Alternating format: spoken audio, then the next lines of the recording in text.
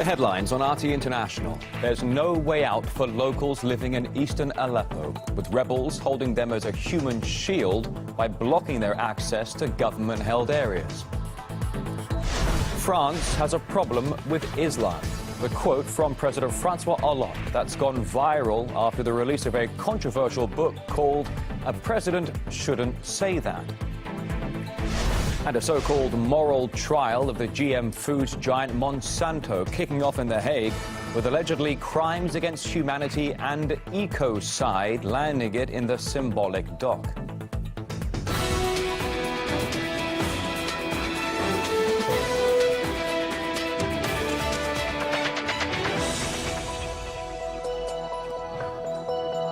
Just turning midday here in Moscow on this Saturday. It's RT International. From all of us here, a very warm welcome to you. To the Syrian city of Aleppo now, where rebel-held districts are turning into traps for civilians.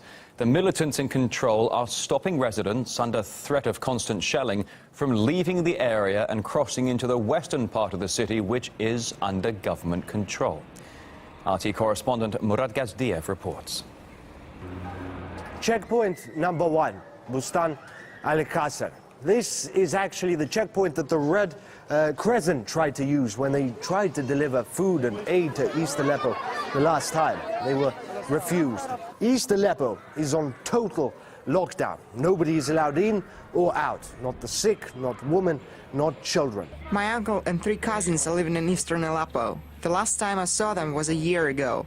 The rebels don't let them leave the area. Checkpoint number 2, Salahuddin. Not a pretty sight, is it? Beyond this street is eastern Aleppo. And you might be asking yourself, why would the rebels want to keep all these people, the sick, the women, the children, in eastern Aleppo and prevent them from leaving? Well, from a military point of view, it makes perfect sense. While those people are there, the Syrian government is unable to bring to bear all of its might, all of its weapons. It cannot storm eastern Aleppo. If it did so, the casualties would run into the tens of thousands very quickly. They simply can't do that. And the rebels know it. That's why this human shield is necessary for them. The rebels are using my relatives living in eastern Aleppo as a human shield. I have a few relatives living in the rebel-held area. There are a lot of civilians there, and the rebels are using them as a human shield. I haven't been able to get in touch with my relatives. The rebels don't allow any communication between the two sides of the city. Checkpoint number 3, also in Salahuddin. The story is the same everywhere. It's open on the Syrian side and shut down on the rebel side. Ever since Aleppo was surrounded, the rebels and Islamists have understood that their positions here are weak, and keeping hundreds of thousands of people locked down in there isn't winning them any favors among the locals. The talk here now is of a corridor that would allow rebel fighters and their supporters to leave eastern Aleppo. The Russian military has offered to secure such a corridor. The UN and other humanitarian agencies are on their way to Aleppo. I know officials will be arriving tomorrow to begin planning on how to implement that corridor. Our crew filmed the horrific consequences from the shelling of government-held areas. Scores of children were wounded and died in those attacks. A warning, you may find the following images disturbing.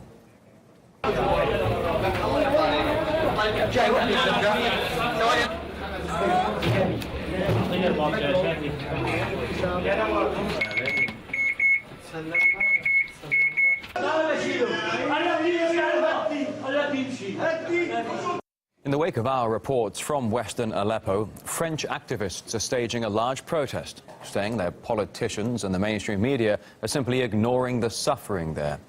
In the Now host, Anissa Naoué found media coverage of the violence in Aleppo to be rather selective. Syria, Aleppo 2016. Gruesome images are all over your feeds and TV. It is the innocent paying the price. This heart-wrenching moment, 2 brothers learning their other brother is among the dead. Children have been killed during Russian airstrikes. Unable to convince Moscow to stop bombing civilians. Russia's alleged use of bunker-busting bombs like the ones that leveled a hospital yesterday. So Russia knows the whole world is watching, waiting for their littlest misstep, the tiniest trip, the slightest slip. And the Russians are like, F it. Let's bomb civilian areas, humanitarian convoys, hospitals, schools. Let's kill children, women, elderly. As if being accused of war crimes and massacres is exactly what they want. Can you imagine it? Checking hourly. So, how are things? Any war crimes? Did we make it? Did we get on CNN? Russia and the regime owe the world more than an explanation about why they keep hitting hospitals and medical facilities and children and women. Acts that beg for an appropriate investigation of war crimes. Yes, we got Kerry. So who's next? Please, someone else notice. All the available evidence therefore points to Russian responsibility for the atrocity. Britain in the bag. Anyone else? Call us out. Can we get a France? Des populations qui aujourd'hui sont victimes de crimes de guerre. So it's simple. The criminal regimes of Syria and Russia on one side, innocent civilians and moderate opposition on the other. But wait a minute. Where did the terrorists go? When was the last time you heard about ISIS or al-Nusra in Syria? Last year? Should we be celebrating? Are they gone?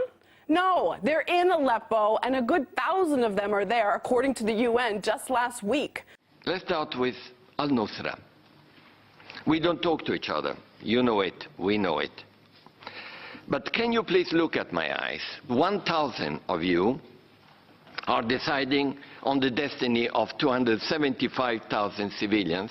And if you did decide to leave in dignity and with your weapons to Idlib or anywhere you wanted to go, I personally am ready physically to accompany you. I can't personally imagine al-Nusra terrorists being like, okay, you asked nicely, so let's go. They are in Aleppo and they are killing people. These terrorists are shelling government-held parts of the city, and children are dying there. Images like this also deserve to be investigated, but they're not, because the media picks what children we should cry for. And what strikes me is we shed tears, but there are no tears here. He doesn't cry once. That little boy is in total shock. He's stunned inside his home one moment, and the next, lost in the flurry and the fury of war and chaos. I'm going to call foul.